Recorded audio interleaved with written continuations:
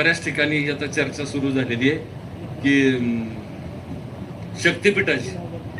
शक्तिपीठ मार्गाच्या संदर्भात, तर शक्तिपीठाच्या रस्त्या संदर्भात सुद्धा काही गैरसमज आहेत आणि त्यामुळं त्याची पूर्ण माहिती मी उपलब्ध करतोय, माहिती मिळवतोय, माहिती घेतोय आणि त्यामुळं काही जरी त्या शक्तिपीठासंदर्भात कुणी काही वेडवाकडं केलं, चर्चा केली, तर आजच्या घडीला मला पूर्ण माहिती नाही, त्यामुळे मी त्याच्यावर भाष्य करणार नाही.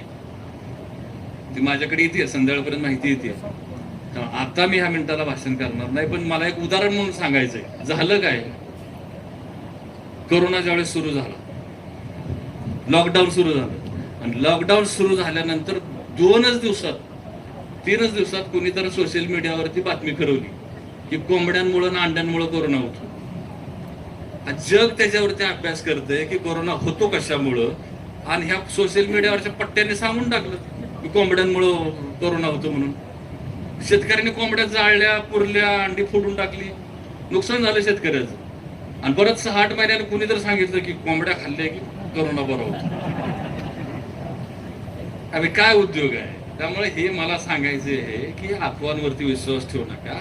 आपण परत बैठक घेऊ त्या शक्तिपीठाबद्दल, रस्त्याबद्दल जे काय वस्तुस्थिती आहे ते समजून घेऊ, सगळ्याला समजून सांगू आणि मग त्याच्यावर भाष्य केलेलं बरं राहील.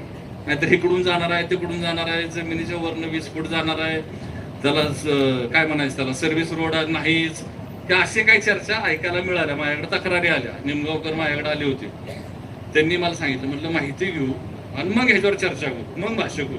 अर्धवट काहीतरी गैरसमज कुणाचाच व्हायला नको. त्यामुळं 1-2 दिवसात आपण लावू.